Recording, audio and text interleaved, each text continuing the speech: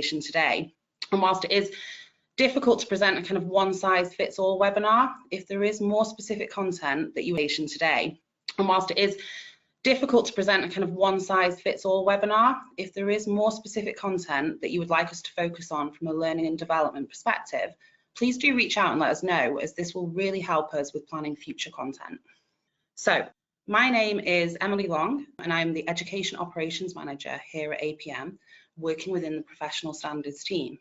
You may be aware, and if you weren't, you will be now, that we have recently completed a series of redevelopment projects on our core qualifications. And today is really an opportunity for me to discuss these qualifications and how undertaking them can support your professional development from the very beginning of your career within project management all the way through to becoming a chartered project professional. Now, the great thing about these qualifications is that whilst, yes, they very much support a development pathway, they are each individually a great opportunity to learn new concepts, techniques, and methodologies, acquiring skills that are supportive of a huge range of job profiles. So let's begin. Areas that we're going to cover include the benefits of professional development, both to you and your organisation, your journey through the 3 APM qualifications, including a guide on the different assessment methods and what kind of skills our markers are looking for. Last but certainly not least is how the APM suite of qualifications can support your chartered application. So let's take a moment to think about professional development in general, how it benefits both yourself and your organisation. In these unprecedented times that we all find ourselves in, I think one of the things that I have found quite sad to hear about is how organisations have had to really cut into their learning and development budgets. Obviously, it's completely understandable when the very survival of an organisation is at stake, but let's look at the benefits that may be lost, ones that are particularly important in this volatile, uncertain, complex and ambiguous world that we find ourselves living in. I actually recently read a blog by Shift Learning who cited the Association for Talent Development, noting that companies who offer comprehensive training programs have a 218% higher income per employee than those that do not offer formalised training. They summarised this was as a result of an increase in employee productivity directly associated to the continued education of the workforce. In fact, the National Centre on the Educational Quality of the Workforce found that a 10% increase in workforce education level led to an 8.6% gain in total productivity, whilst a 10% increase in the value of equipment increased productivity by only 3.4%. So when we say the benefit to your employer is increased productivity and profitability, there is some huge amount of stats and surveys and statistics to support that bullet point. Just a quick Google on learning and development in the workplace, and you can see all this information at your fingertips. Surveys by PwC finding that 35% of millennials consider training and development as a top benefit, all of which demonstrate a general consensus that the overall benefits to an organisation in investing in training and development will outweigh the costs of said training. So let's have a think about how it can actually support yourself as an individual. So yes, we've got the kind of usual suspects, which I'm sure you've heard of before. So we've got the improved confidence and credibility, improved engagement in your role, and the list kind of continues down. And then the one that was really stood out for me is the improved brain health. When I was researching for this presentation, I came across numerous studies which quite literally say that by learning new skills, by investing in your education, you affect the physical structure of your brain. Some studies suggest that learning new things connects new neural pathways, making you think quicker and more effectively. Now, I'm sure there's a lot more science behind that, but that's kind of the summary takeaway point that I got. Overall, investing in your learning and development, investing in your education is not only a kind of pretty cool way to banish any boredom, but you are literally improving the structure of your brain. So then that kind of brings us on to the benefits of APM qualifications. What we say participating in our qualifications will give you is an improvement in your chances when applying for new roles. The ability to take the qualifications 100% online means they're super accessible to everybody. APM is the only chartered body for the project professional, and it's a really credible certification body. Additionally, by investing in APM qualifications and becoming part of our community, you are developing your network of like-minded individuals. So to summarize in the words of Benjamin Franklin, who says it a lot better than I could, an investment in knowledge always pays the best interest. So with these benefits in mind, how can we support you? Our development pathway has 3 core qualifications: project fundamentals, project management, and project professional. The redevelopment work that I mentioned earlier involved aligning all 3 of these to the Body of Knowledge 7th edition, which is a foundational resource reflecting the developing profession across all sectors for influencers, decision makers, project professionals, and their teams. Our first qualification is the Project Fundamentals qualification, which is levelled on the SCQF framework as level 6. It's been specifically designed for those wishing to gain a broad understanding of the principles of the profession with no prior knowledge or skill required. As an accessible qualification, it helps career starters stand out from the crowd and progress their career. And within a duration of 1 hour, you'll be asked 60 multiple choice questions covering the key aspects of project management. A recent survey in 2019 that we actually conducted showed that 95% of APM candidates believe that taking an APM qualification will add value to your career. And then, as we move on to our kind of second step in the pathway, we have the project management qualification, which is currently one of our most popular assessments. Leveled at SCQF level 7, this qualification takes your learning just that one step further and is really designed to test your knowledge. Upon completion, you'll be able to demonstrate an understanding of how elements interact and how your project fits into that strategic and commercial environment. While sitting the fundamentals exam is definitely not a prerequisite, we do strongly recommend that you have either sat the foundation exam or have some pre-existing project management knowledge. This qualification moves away from the multiple choice questions. This assessment is a 3-hour written exam, which is incredibly daunting, I know. However, with the introduction of online exams, you are able to type your answers, which I personally find a lot more palatable than writing with a pen and paper. During the course of the assessment, you're going to be presented with 16 questions, of which you'll need to select 10 that you feel you can most appropriately answer. The syllabus is quite broad. It covers cost planning, conflict resolution, negotiation, and procurement, to name a few.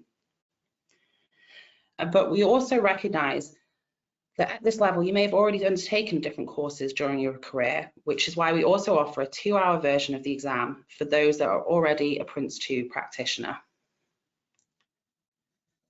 In addition to all the great benefits that we just discussed about learning and development, successful completion of the project management qualification and the ability to demonstrate 3 years experience will qualify you for full membership of the Association for Project Management.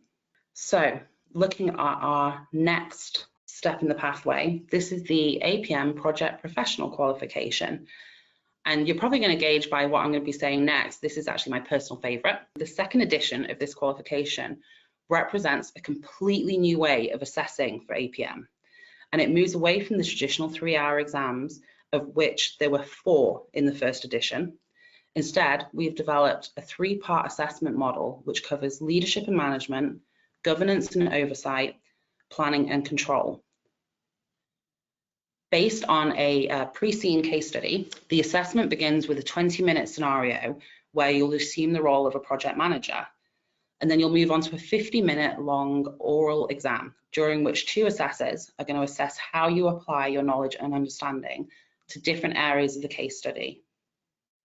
We finish up with a 1-hour written report. So don't let the overall assessment time deceive you. This qualification has been specifically designed to really test your capability in delivering professional projects. And the rigor and robustness is just as broad as the first edition. So whilst our management qualification is asking you to explain core principles and theories, in this, our markers and assessors are looking for you to take this one step further and offer critical evaluation, critical analysis of those core theories, principles, and techniques. How do you apply them in a given context, and why would you apply them? So as you can see, it's that kind of next step up, it is very much about us saying to your employer, to the public, this person has the knowledge and understanding that we would expect within the project management profession, but not only that, they can actually apply it to different situations and they can give justification for the application of those. Now, to support your learning, we have a great selection of accredited providers, all of who we have linked on our website. They have responded really well to the global crisis, and many now include virtual and face-to-face training, both for in-house courses and open to the public. An accredited provider is a great way to study, as they have the opportunity to work in partnership with us to ensure that they fully understand the examinations on offer. And they have a whole host of techniques and study materials which can help you navigate your way through the qualifications. And this brings us kind of to the end of your qualification journey and looking more at that chartered project professional standard. So say you have gone from the project fundamentals all the way through to the project professional. If at this point you are professionally active with a proven track record of delivering projects, programs, portfolios, or a key control or enabling function, the projects, programs, or portfolios that you're working on exhibit characteristics of complexity. You have the required breadth of project experience to meet the requirements of 10 mandatory and 2 elective competencies. You have advanced technical knowledge, and you are committed to continuing professional development and an ethical way of working. You should strongly consider formalizing your status within the project management community by submitting a chartered application. With over 1,000 already awarded, including to those internationally, you would be joining a register of people who are committed to raising the standard of project, program, and portfolio delivery. There are 3 routes to choose from when thinking about submitting a chartered application. There's route 1 for those who have recognised assessment for technical knowledge, route 2 for those who have a recognised assessment for technical knowledge and professional practice, and route 3, which is an experiential route for those who do not have any recognised assessment but do meet the eligibility criteria. So thinking back to that qualifications pathway, if you have successfully completed the project professional qualification, you are eligible to apply for the chartered project professional on a route 1 basis, meaning that you would only need to complete the written assessment and cover areas of professional practice and ethics in your application, because you've already met that technical requirement, the technical knowledge. There is a huge amount of support services supporting the standard, and if you would like to find out more about them, please do review the material on our website or get in touch. We have links on the website to different webinars that we've hosted and lots of kind of frequently asked questions and guidance notes. So to kind of recap on what we've covered today, we've kind of gone over the importance of professional development and investing in your learning and your education. I'm hoping that I've shared with you my passion for continued professional development. I think it is so important to keep our brains active, to make sure that we are at the forefront of our professions. So things change on a daily basis, and to make sure that we kind of keep up to date with knowledge and keep up to date with technological advances is really important to career development.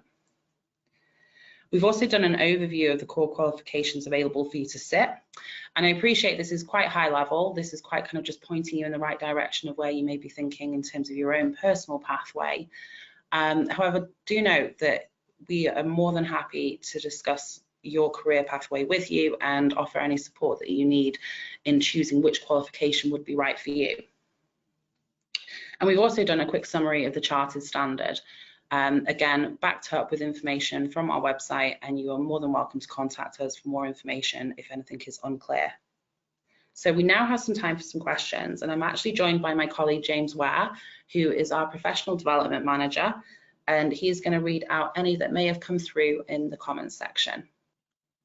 Thank you. Hello and good morning. We've had quite a few questions this morning, so thank you all for participating and really engaging with us. It's absolutely great to kind of get feedback and input from sort of the community. So I've highlighted a few questions here.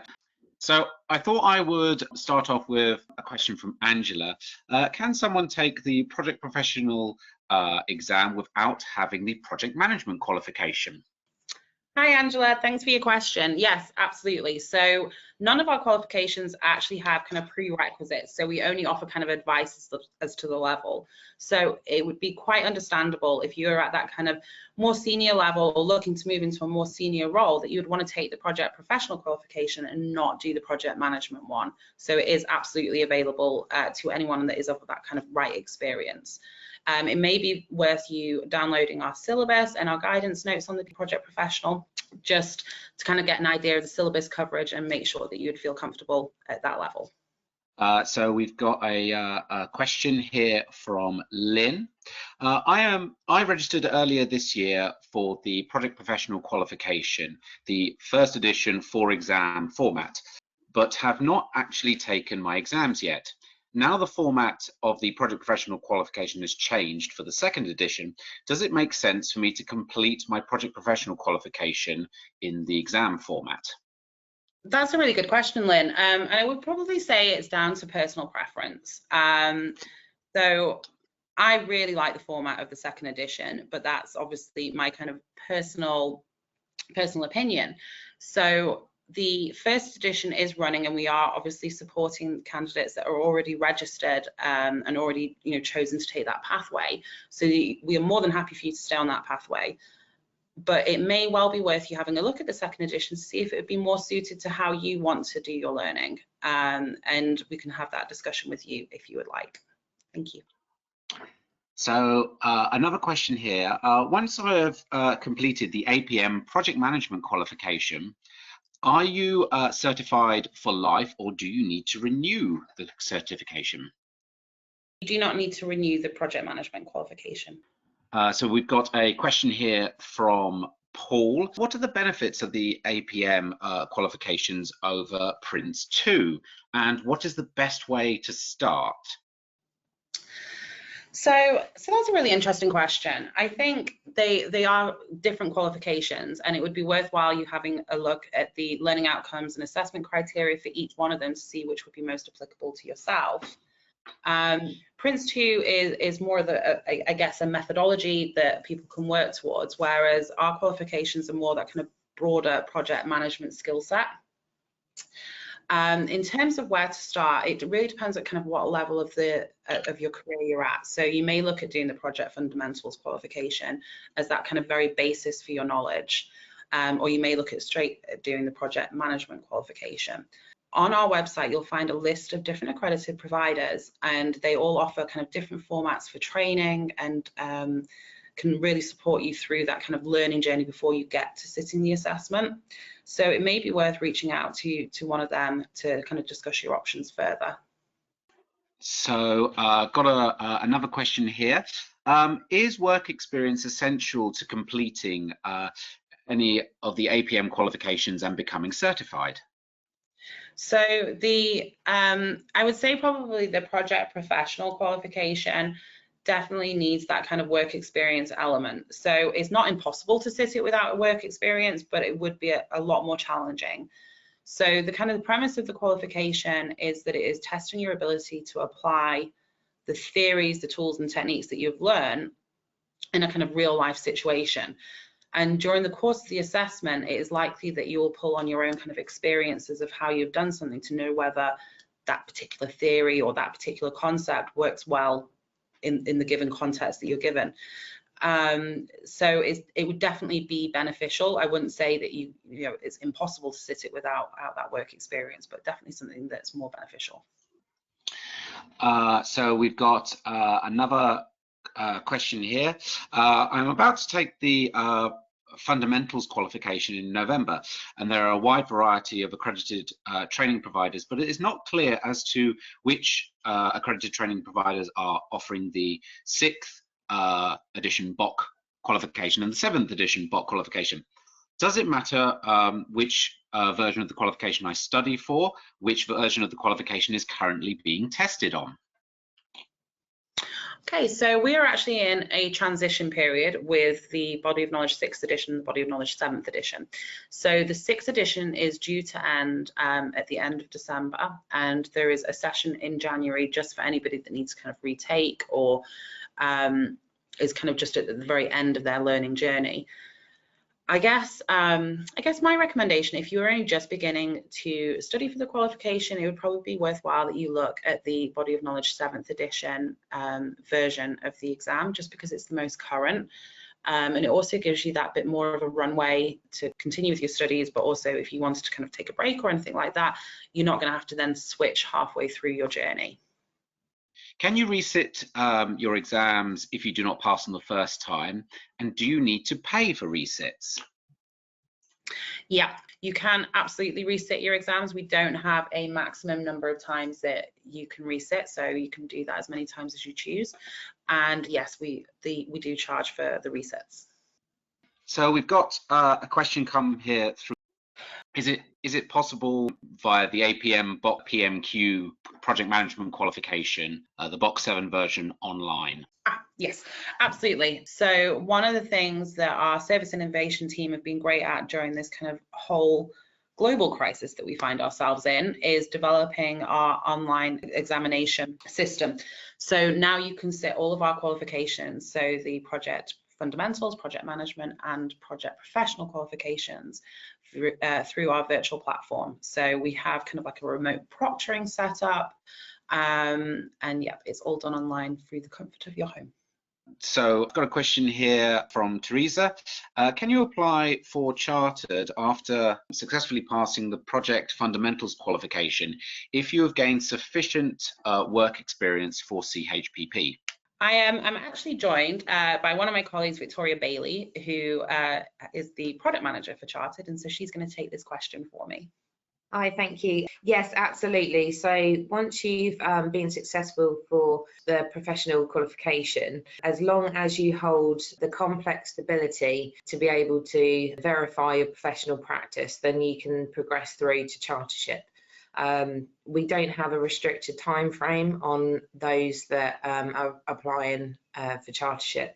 So there's no minimum level of years experience, but you have to ensure that you cover the characteristics required and be able to demonstrate that you've worked in complex projects. Question from Kevin. I have completed the first 3 exams for the Project Professional Qualification First Edition.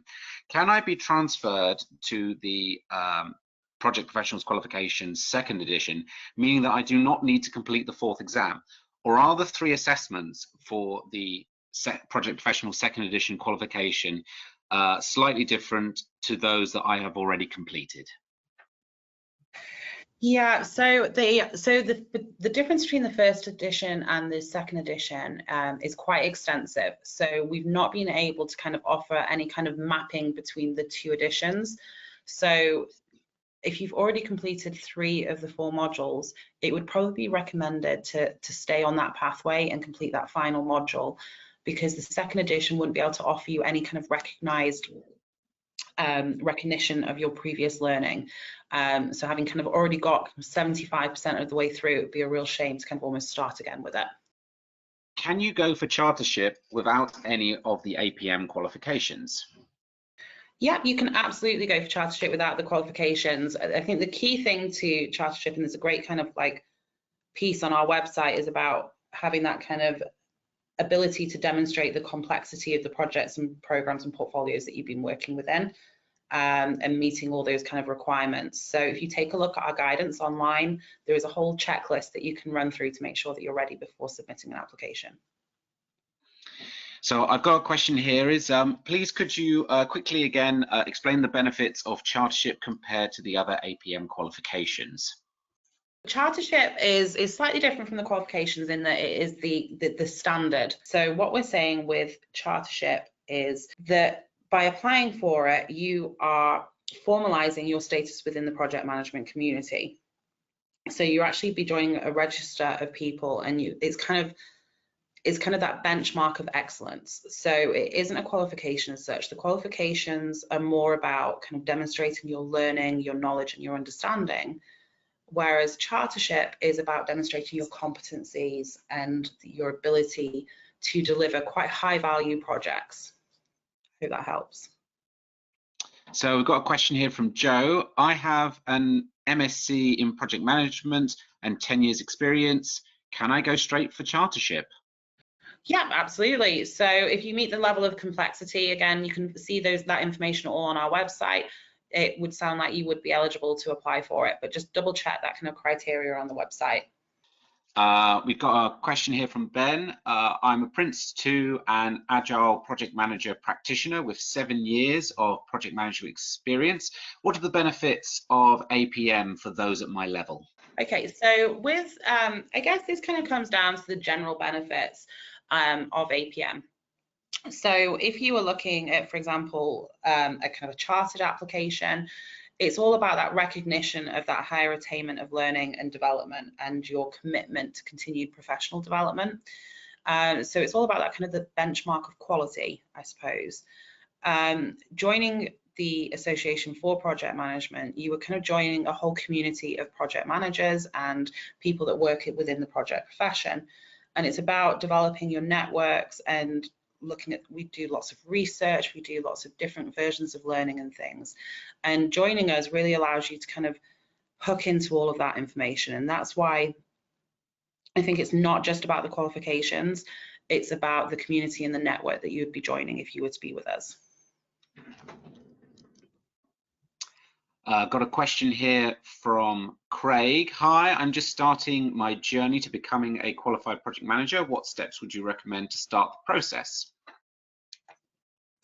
Hi, and welcome to your journey. I think if you're just starting out, it would definitely be worthwhile looking at our project fundamentals qualification.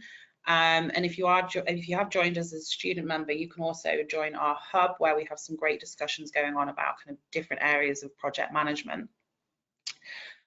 Hooking in with a accredited provider is a great step for someone that is just starting out because they're really able to kind of zone in on the syllabus that you need to cover in order to be successful in the qualifications.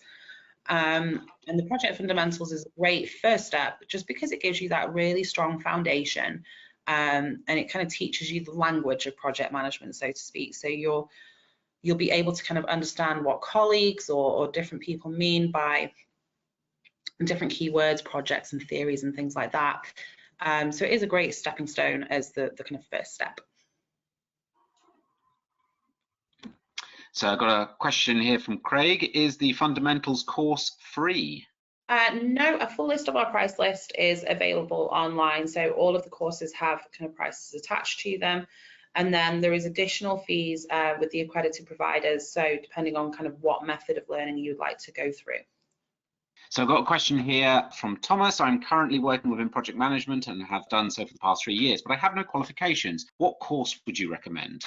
It's difficult to say without 100% knowing kind of like the ins and outs of your experience. But if you've already kind of gone past that almost kind of beginner basic level, it may well be worth you looking at our project management qualification. So that's definitely for people that are already involved within project management. They may have some experience working in different kinds of projects and things like that, and they just want to formalize their learning. The great thing about the qualifications is that when you undertake them and your organization participates in using them as part of their development, you and your colleagues will all be speaking the same kind of language. So that would probably be a great first point for you. Question here from Chris. Is there an e-learning option for the fundamentals qualification? Yeah, absolutely. So a lot of our accredited providers have really kind of taken on board the new kind of virtual world that we live in.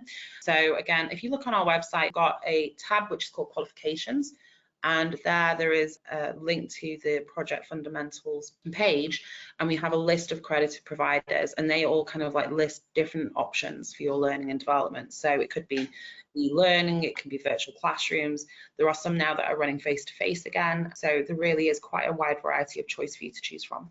We've got a question here from Izzy. Do I need to be an APM member in order to take the qualifications? No, you don't need to be an APM member. Obviously, we recommend joining us, and there is a small discounts available if you are a student member or a member. However, it is not a prerequisite to the exams.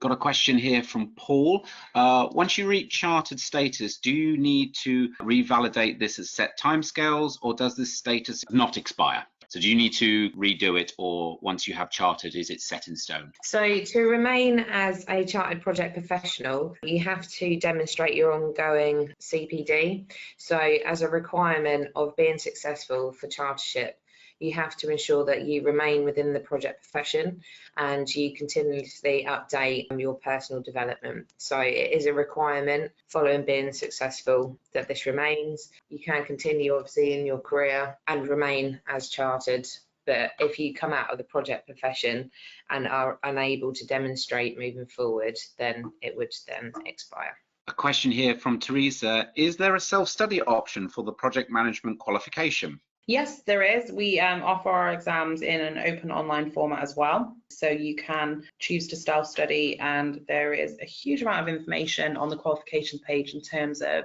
you can download the syllabus, the assessment criteria, and also what we call indicative content, which kind of gives a very kind of general guide in terms of the answers and what we might be expecting from content in those answers, if that makes sense.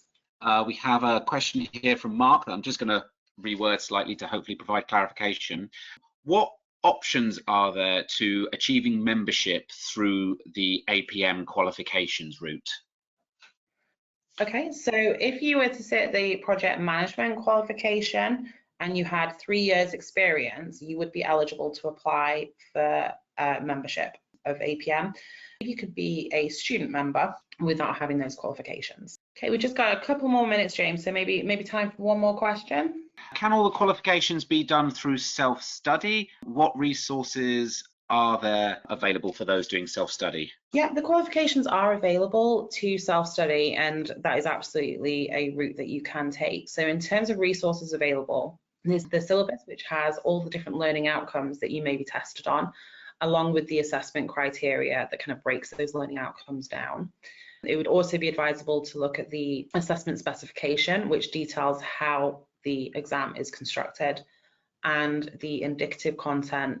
There's a candidate guidance, and I'm thinking of one more, which is exam techniques. So there's quite a few little bits and bobs that you can download from our website. It's worth pointing out, so we actually ran a pilot for the project professional qualification before we launched it at the end of August. And we had a combination of candidates. So some had self-studied and some had come through an accredited provider. And those that have self-studied did say that they assumed there would have been a greater benefit with the accredited provider, just in terms of guidance and practice in that kind of whole exam technique arena. One thing that I think is really important to remember is that the qualifications, like any qualification, is not saying what do you know, it's saying can you demonstrate what you know. And that's the key thing to any kind of assessment, is making sure that you have your exam technique right so that you can tell the markers why they should be passing you, essentially. So if we want to leave that for the last question today, all of you have been really great engaging with a lot of your questions. Perfect. Thanks, James, for moderating those questions for us, and obviously to my colleague Vicky as well for joining us to talk about Chartered. And thank you to yourselves for taking the time to learn about our pathway and how it can support your journey to the Chartered Project Professional. So thanks again for your time, and I hope you have a great day. Thanks. Journey to the Chartered Project Professional. So thanks again for your time, and I hope you have a great day.